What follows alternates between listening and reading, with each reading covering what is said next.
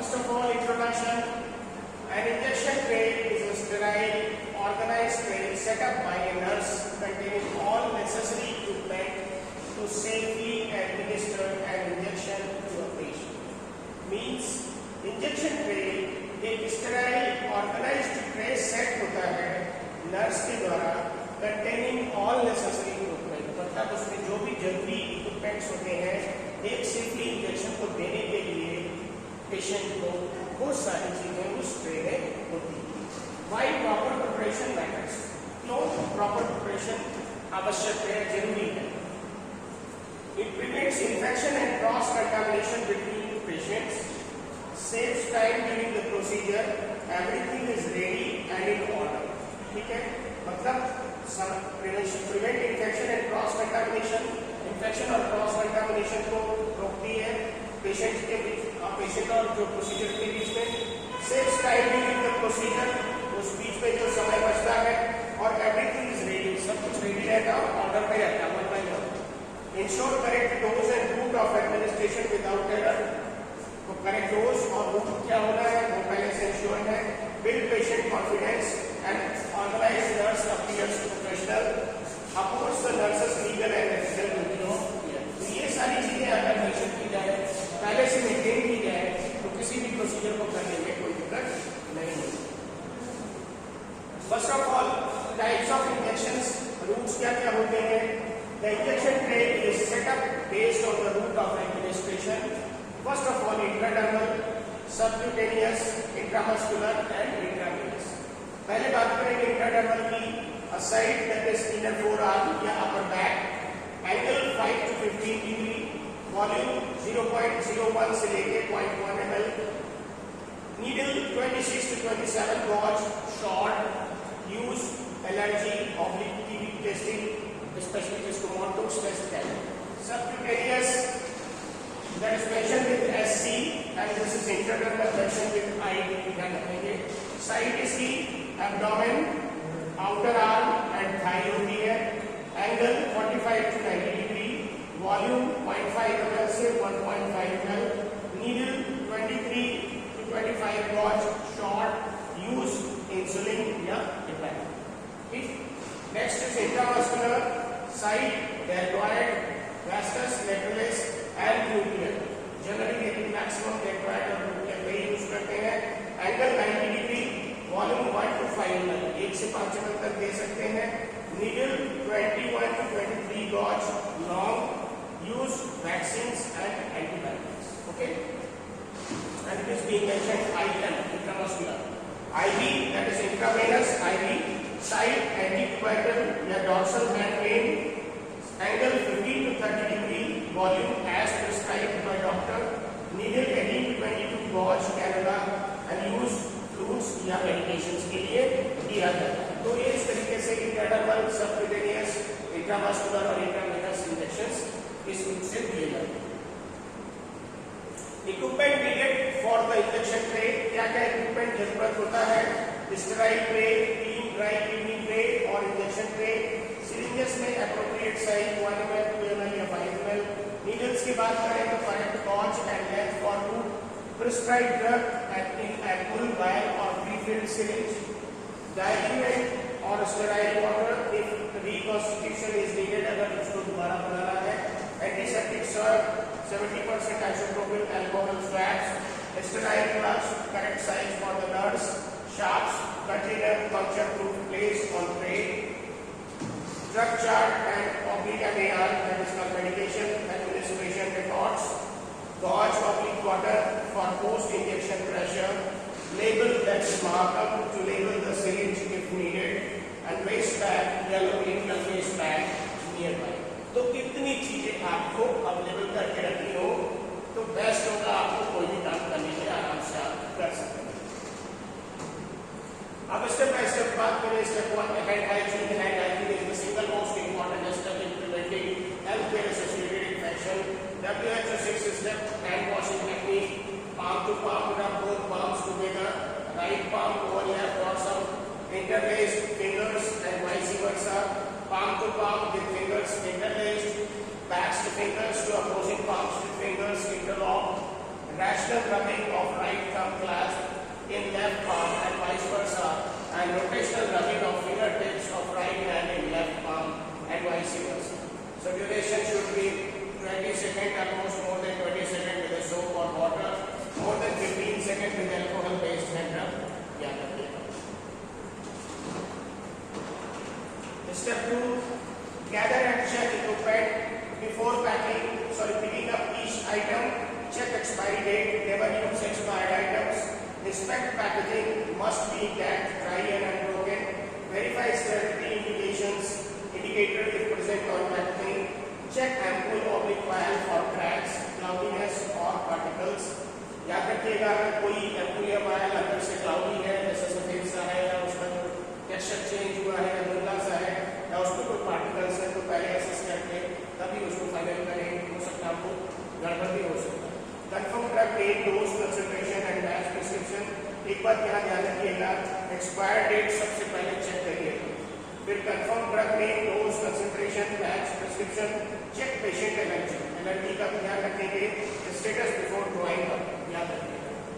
The 5 rights check are the right patient, confirm identity with name, brand and date of birth. Name, brand and date of birth. Right drug, match generic and brand name exactly. Right dose, calculate the double check the dose. And right route, that is confirm IV, IM, SC or ID as ordered. That is not intravenous, intramuscular, subcutaneous या intradermal. क्या order है उसको देखेंगे. Right time, जितना correct schedule time, जब correct schedule time हो उतने बजे ही दिया जाए. Next is drawing up the medications from an ampoule. Tap the neck of the ampoule gently to clear drug. Wipe neck with alcohol soap, allow to dry. Wrap gauze around neck and snap it away from you. Attach bigger needle or bevel needle to syringe. Invert ampoule, insert needle drop or up required dose. Expel any air bubbles from the syringe. Change to appropriate injection needle before use. तो कोई भी ampoule है उसको crack करके, उसको surface को clean करके, उसमें needle prick करके, medication जितना रिक्वायर्ड है उतना उसमें से ले करके, एयर को रिमूव करके, प्रॉपर्ली चेक करके, तभी आप उसको यूज करें. From a vial, remove metal cap and wipe rubber bump with alcohol swab. If powder inject prescribed जाएंगे तो reconstitute, अगर कोई dry form में powder है उसको reconstitute करना है, आपको distilled water या saline से जैसा extruding form हो उसको prepare करें. Mix gently by rolling, roll करके करें, never shake vigorously. Draw air into syringe equal to required dose volume. जो भी है उसमें draw air करें into syringe equal to required dose volume. Insert needle into bung, inject air into vial. Invert vial and withdraw required dose. Reverse करके उसको वापस में expel air, label syringes with drug name and dose. और उसमें से जो air उसको हटा के बाकी जितनी dose आपको adjust करनी है उनकी लेकर के ready. Next is arranging the tray. Arrange the items in a clean logical order, closest to furthest from the patient. ठीक है? तो जो पेशेंट को देना है उसके हिसाब से उसको अरेंज करें. आप ट्रे को अपने और लॉजिकल ऑर्डर में करें, क्लोजेस्ट टू फर्देस्ट. जो सबसे पहले करना है वो और उसके बाद उसके बाद वाली चीजें. तो इस तरीके से आपको मेंशन करना है. सबसे पहले फिर सिरिंज, फिर एल्कोहल स्वैब, फिर कॉटन गॉज, फिर ड्रग चार्ट, फिर शार्प पेन, फिर ग्लव्स, फिर drug wire and then syringe label. ठीक है? फिर ट्रे अरेंजमेंट रूल्स में क्या है? Keep tray sterile, do not place unsterile items inside. ठीक है? Syringe should always be in a sterile kidney dish within the tray. Do not recap needles. Replace unaccepted directly in sharpening after use and never leave the tray unattended after preparation. तो इस तरीके से systematically अगर आप tray को sterile रखें और कोई भी उसको आइटम को छुए ना, उस तरीके से सिरिंज को हमेशा किडनी ट्रे में रख करके आगे काम करें और दोबारा लगाने के बाद उसमें नीडल पे कैप दोबारा लगाने की कोशिश ना करें. उसको बिल में डालें एक जगह से वेस्ट वाले में and never leave the tray unattended after preparation. और उसको ऐसे छोड़ लगे उसको आगे मैनेज करें. Next is preparing the patient. Verify identity. सबसे पहले पेशेंट की आइडेंटिटी को वेरीफाई करें. फिर असेस द साइट, असेस करें. Explain the procedure. पेशेंट को प्रोसीजर एक्सप्लेन करें. फिर पेशेंट की प्रॉपर पोजीशन बताएं. ताकि उसको आप प्रोसीजर करने का आपको हेल्प हो। फिर ऑब्टेन कंसेंट, फिर पेशेंट की सहमति ले रिटन करिए और वर्बल भी क्लीन द साइट, उस साइट को क्लीन करें, उसके बाद ही आप आगे प्रोसेस करें। Number 6, administering the injection. आप इंजेक्शन लगाने के लिए आपको क्या करना होगा? Done sterile gloves following aseptic techniques। aseptic technique को फॉलो करते हुए आपको उसको ग्लव्स को पहनना है। Remove needle guard, do not touch the needle. Guard को हटाना है और नीडल को टच नहीं करना। Warn the patient, you will feel a small stretch. Patient को बोलेगा हल्का सा आपको ऐसा लगेगा जैसे सीटी काट रही है। Insert needle at correct angle for the route ID 5 to 15 degree, subcutaneous 45 to 90 degree and IM at 90 degree. For IM, aspirate briefly if required by local policy to check for blood. Next is inject the medication slowly and steadily. Do not rush. कभी भी injection तेजी से नहीं लगाना है। Withdraw needle smoothly and same angle, जिस angle से लगाया था उसी एंगल से वापस स्मूथली लेना है, आराम से। Apply gauze with gentle pressure.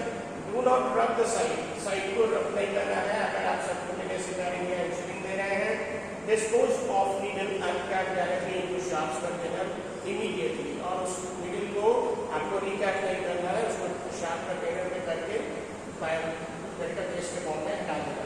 फिर remove gloves, perform hand hygiene, hand the patient. और रिमूव करें ग्लव्स को और हैंड हाइजीन को मेंटेन करें और पेशेंट को धन्यवाद दें। ठीक है। Next is after the injection and documentation. Post injection care क्या करनी है?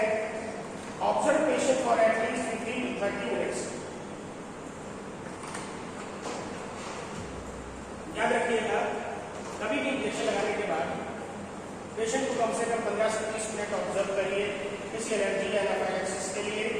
वॉश एलर्जी क्या मतलब? किसी भी तरीके की अगर कोई ऐसी कंडीशन क्रिएट होती है तो बॉडी की नॉर्मल एक्टिविटीज से बिल्कुल अलग है और कोई हार्मफुल स्टेट क्रिएट करता है, बॉडी में कोई रिस्पॉन्सेस क्रिएट करता है।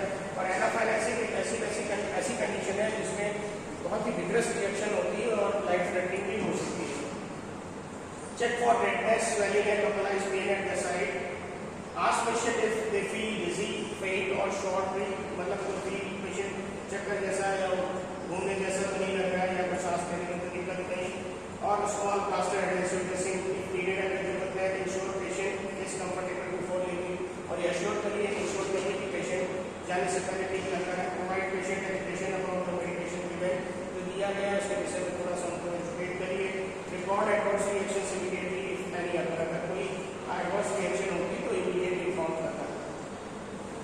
डॉक्यूमेंटेशन में date and time, exact time of administration, drug name, generic and brand name, dose क्या गिवन है, actual dose administer, route IM, SC, ID, जिस तरीके से दिया होगा उसको स्पेसिफाई करें।